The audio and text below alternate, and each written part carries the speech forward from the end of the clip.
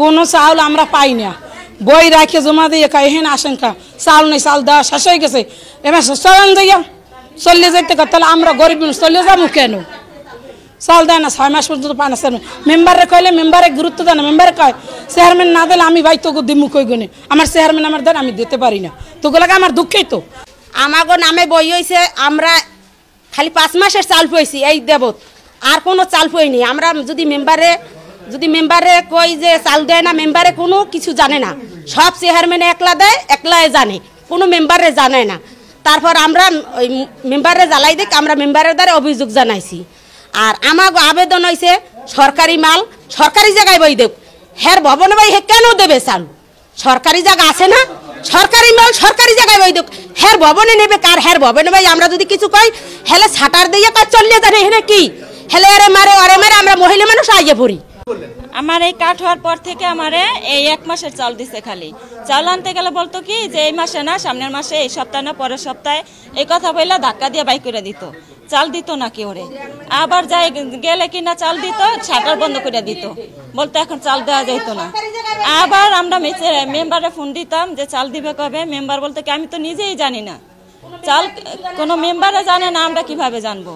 তবে আমাদের একটাই দাবি, সরকারি চাল সরকারি জায়গায় দেওয়া হোক আর পরিশোধে দেওয়া হোক, এটাই আমাদের দাবি। নির্বাচনের পরপরই আমরা যখন শপথ গ্রহণ করছি, তারপরই একটা অনুদান আসছে হতদরিদ্রের জন্য 1818 জনের প্রতিজনের 10 কেজি করে চাল। চেয়ারম্যান বলছে কি এটা আগের মেম্বাররা তালিকা দিয়ে গেছে, আপনাদের কিছু নাই। আমাদের কাছে ওই রকমের না বললে সে ওই রকমের তার ইচ্ছে, সে যেমনি ইচ্ছে তেমনি সে মাল বন্টন করছে, এখানেও সে বিভিন্ন রকমের অনিয়ম করছে। এরপর 6 লক্ষ টাকার একটা অনুদান আসছে ইউনিয়ন পরিষদে, সে বলছে যে এটা টিউনো স্যারে বলছে যে ওই গুচ্ছগ্রামে এটা বালি ভরাট করতে, কিন্তু সে আদৌ গুচ্ছগ্রামে কোনো বালি ভরাট করে নাই। এরপর তৃতীয়ত হচ্ছে হতদরিদ্রদের মাঝে একটা প্রতি মাসে 30 কেজি করে চাল বিতরণ, যেটা হচ্ছে VWB এটার সংক্ষিপ্ত নাম। সেটা হচ্ছে প্রতিটা ওয়ার্ডে, আমার ওয়ার্ডে 37 জনের এটা সুবিধাভোগীর তালিকা আছে, কিন্তু সে 28 কি 29 জনের মাল দেয়, আর বাকি 9 জনের তালিকায় নাম আছে, মাল দেয় না। এই সমস্ত লোকজনের টিউনো মহোদয়ের কাছে গেছে, সে বলছে চেয়ারম্যানের যে তাদের তালিকায় নাম আছে, আপনি মাল দেন, কিন্তু অদ্যাবধিও সে মাল দেয় না।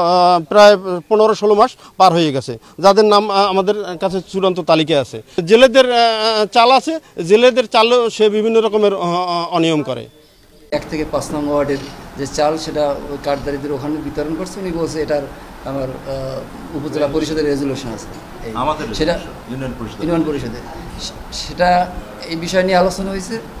আর আরেকটা বিষয় উনি অভিযোগ করছে যে 1 থেকে 5 নং ওয়ার্ডের যারা বিশেষ করে 2023 থেকে জুলাই 23 থেকে এই অর্থ বছরে ফেব্রুয়ারি পর্যন্ত 8 মাসে চাল কম বিতরণ করছে। উনি চাল কম বিতরণ করছে বলছে, চেয়ারম্যান চাল আত্মসাৎ করছে। সেই বিষয় নিয়ে আর কি কথাবার্তা চলছে, এখন পর্যন্ত চূড়ান্ত কোনো কিছুই হয় না। অতএব আপনাদের এ ব্যাপারে আমি কোনো ব্রিফ বা কোনো মন্তব্য করতে পারবো না। আমার সরকারের মানে হেয়পূর্ণ করার জন্য আমি আওয়ামী লীগের মনে চেয়ারম্যান হয়েছি নৌকা নিয়ে, আমাকে হেয়পূর্ণ করার জন্য, আমার দলকে হেয়পূর্ণ মানে করার জন্য এদের সেই পায় তারা, কিন্তু আমি তাদেরকে ছোট করতে চাই না। এখন আমি মনে করি যে আমরা একসাথে সংসার করব, হয়তো বলতে উঠি